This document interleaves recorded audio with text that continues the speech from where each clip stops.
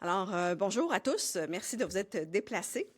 Je suis accompagnée de M. Éric Simard, docteur en biologie et président de l'Association professionnelle pour la santé intégrative, ainsi que de Mme Marie-Hélène Lessard, directrice générale de l'Institut d'enseignement en sciences naturopathiques.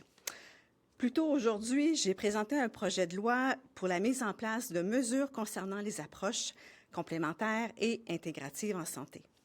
À l'heure actuelle, des millions de Québécoises et de Québécois se tournent déjà vers des approches complémentaires, notamment pour la gestion de la douleur et le mieux-être, et ce, souvent à leurs frais et en l'absence d'un encadrement de l'État.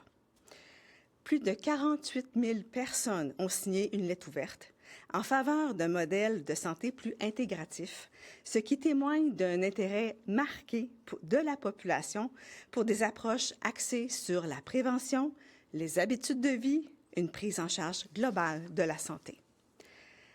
Bien que notre système de santé comporte déjà plusieurs initiatives importantes en matière de prévention, il demeure principalement structuré autour du traitement de la maladie. Une fois celle-ci déclarée ou lorsque les facteurs de risque sont déjà avancés.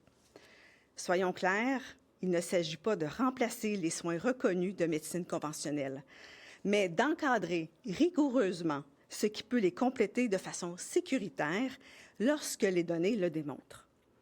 Ces approches ne doivent en aucun cas retarder, interrompre ou se substituer à des soins reconnus lorsque cela comporte des risques de préjudice. Sans encadrement, on laisse place à l'incertitude.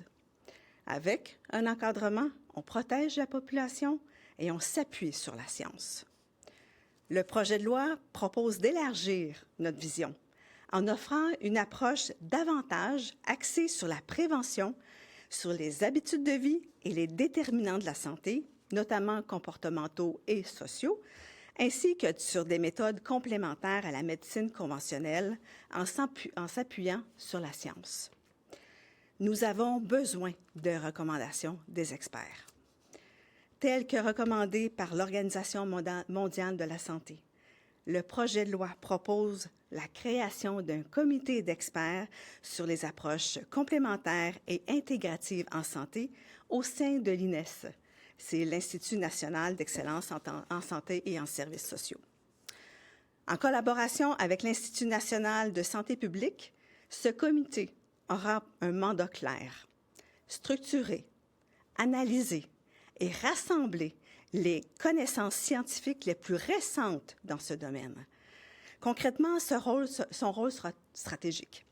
Déterminer les priorités, identifier ce qu'on ne sait pas encore, coordonner les avis, les recommandations, les guides, les actions en santé publique. Ces travaux devront reposer sur une base incontournable, une évaluation scientifique rigoureuse et transparente sur l'efficacité, l'innocuité, les risques, les niveaux de preuve ainsi que sur le rapport bénéfice-coût-bénéfice. Parce qu'au final, la question n'est pas de croire, c'est de savoir ce qui fonctionne réellement. Ces connaissances ne resteront pas théoriques. Elles seront traduites en outils concrets, validés, utiles pour les professionnels, les autres professionnels et les décideurs publics. Pour mieux intervenir, mieux orienter et mieux protéger. Aussi, le projet de loi prévoit élargir la mission du Fonds de recherche du Québec pour y inclure les approches complémentaires et intégratives en santé, les facteurs de risque et de protection, ainsi que les déterminants de la santé. Sans recherche indépendante et sans formation universitaire sérieuse, il est impossible d'avoir un encadrement crédible. Et cette réflexion a aussi des implications concrètes. On le sait, plusieurs services professionnels ne sont pas couverts par la RAMQ.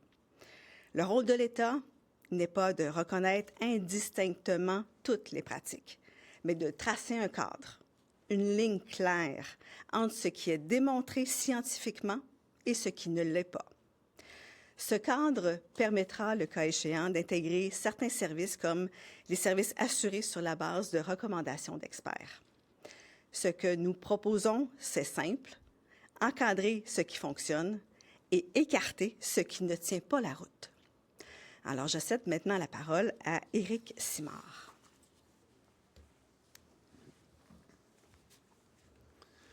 Mesdames, Messieurs, merci Madame la députée Isabelle Poulet pour votre leadership et votre courage dans le dépôt de ce projet de loi.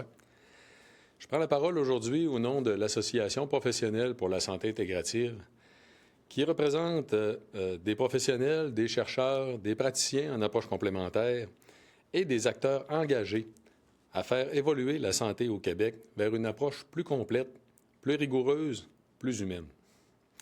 Aujourd'hui, nous assistons à un moment charnière pour la santé au Québec, un moment où l'on reconnaît enfin que la santé ne se résume pas uniquement au traitement de la maladie, mais qu'elle repose aussi sur la prévention, sur les habitudes de vie et sur les déterminants biologiques, comportementaux, sociaux et environnementaux.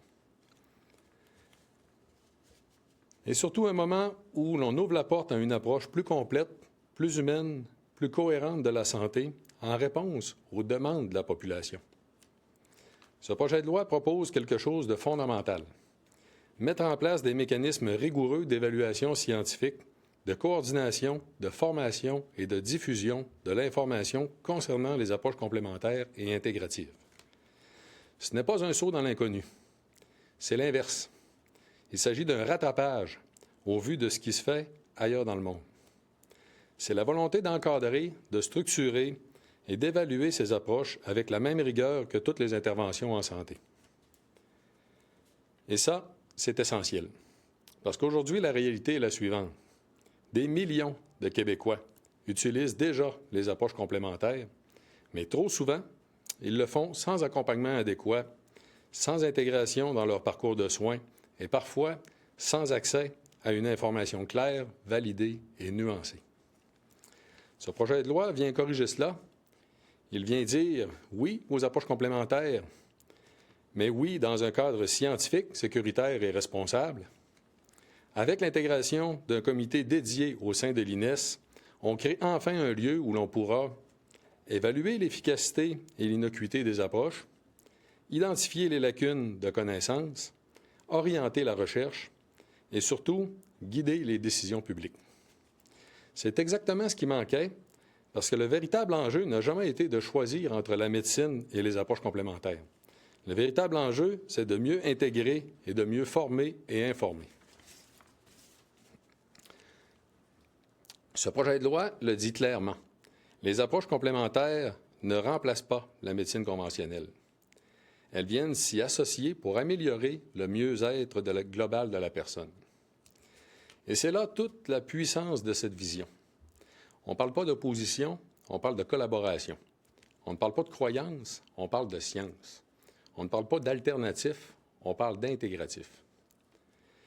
Il y a un autre élément majeur dans ce projet de loi qui mérite d'être souligné, c'est l'ouverture vers une reconnaissance progressive de certains services comme étant assurés dans des conditions encadrées et basées sur les recommandations d'experts. C'est une avancée historique. Et cela se fait avec prudence, avec rigueur, avec des critères clairs, efficacité, sécurité et un troisième élément très important, le rapport coût-bénéfice. Enfin, ce projet de loi investit dans l'avenir en soutenant la formation universitaire, en encourageant la recherche et en reconnaissant que la santé de demain nécessitera des expertises nouvelles, interdisciplinaires et ouvertes. Mesdames, Messieurs, ce projet de loi n'est pas seulement une réforme technique, c'est un changement de paradigme. Au nom de l'Association professionnelle pour la santé intégrative, nous accueillons ce projet de loi comme une étape essentielle et nous réaffirmons notre volonté de collaborer avec les institutions pour assurer une mise en œuvre rigoureuse, scientifique et centrée sur les besoins de la population. Merci. Alors, en terminant, je remercie Éric Simard ainsi que Mme Lessard, de même que les professionnels, chercheurs, experts qui ont contribué à cette réflexion et à l'élaboration de ce projet de loi. Aussi, un remerciement tout aussi sincère à M. Joël Monzé, docteur en neurosciences, dont l'engagement et la contribution soutenue ont été précieux dans l'élaboration de ce projet de loi. Merci de votre attention.